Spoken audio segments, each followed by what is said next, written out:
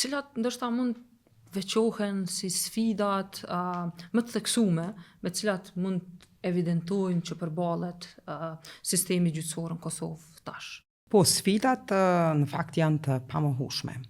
Një pjesë e tyre ndërlidhet me avancimin gradual strukturor të institucioneve të shtetit tonë.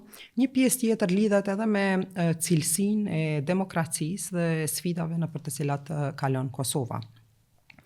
Raporte vendore e ndërkombëtare raportojnë në mënyrë të vazhdueshme lidhur me të arriturat, por edhe sfidat e pushtetit gjyqësor, përfshi raportet e progresit të Bashkimit Evropian dhe sigurisht në radhë të parë janë çështjet që ndërlidhen me efikasitetin dhe këto ndikojnë edhe në të zgjatjen e procedurave gjyqësore. Çështjet që ndërlidhen me profesionalizmin që me raste ka pasojën edhe mungesës së konsistencës në vendimarrje dhe ose divergjencës së praktikës gjyqësore.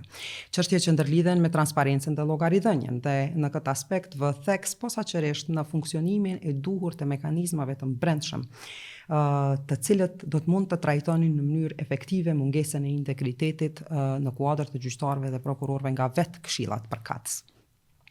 Sigurisht, çështja me shumë peshë dhe rëndësi përfshin edhe disa aspekte që ndukje mund të jenë më teorike, por që ndërlidhen me efikasitetin e mjeteve juridike, efikasitetin e shumë shkallshmërisë në shqyrtimin e ankesave dhe në vendimarrje.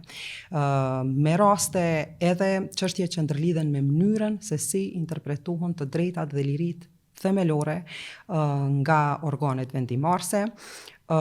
Sigurisht, mënyra dhe efikasiteti i zbatimit të vendimeve gjyqësore, përfshirë mekanizmat përkatës të kompenzimit, janë po aq me peshë dhe me shumë rëndësi besimi i publikut në sistemin e drejtësisë dhe i cili lë për momentin fatkeqësisht shumë për të dëshiruar.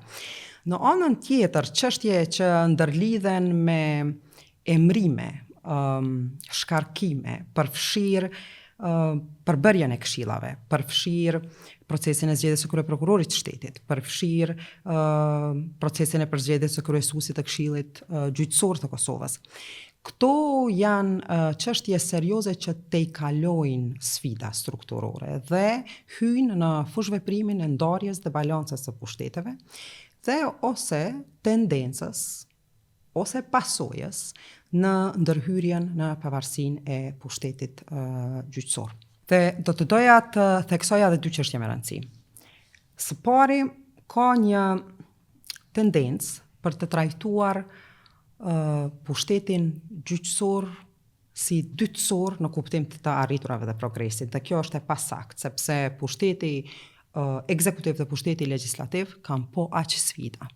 Për më tepër, për dallim prej pushtetit gjyqësor, ata kanë edhe të paktën dy mekanizma tjerë në dispozicionin e tyre, përfshirë buxhetin, por edhe mekanizma më efektiv për komunikimin me publikun, fushë kjo në të cilin pushteti gjyqësor është më i disavantazhuar edhe për shkak të parimit të vetëpërmbajtjes gjyqësore. Së dyti, dhe përderisa tensioni në demokraci në mes pushteteve është diçka komplet normale dhe jo vetëm edhe e dobishme, megjithatë tendenca për të trajtuar pushtetin gjyqësor si dytësor në kuptim të rëndësisë është cenimi i thellë në fakt i parimeve dhe vlerave kushtetuese. Kritika ndaj gjyqësorit dhe çdo pushteti tjetër është gjithmonë e dobishme, por të atakuarit e pushtetit gjyqësor me qëllim të cenimit të autoritetit të tij dhe uljes së besimit të publikut në të është thellësisht shqetësuese. Aq më shumë kur dizajnojnë ligje të cilat e kanë efektin ose pasojën e ndërhyrjes në cenimin e pavarësisë së pushtetit gjyqësor.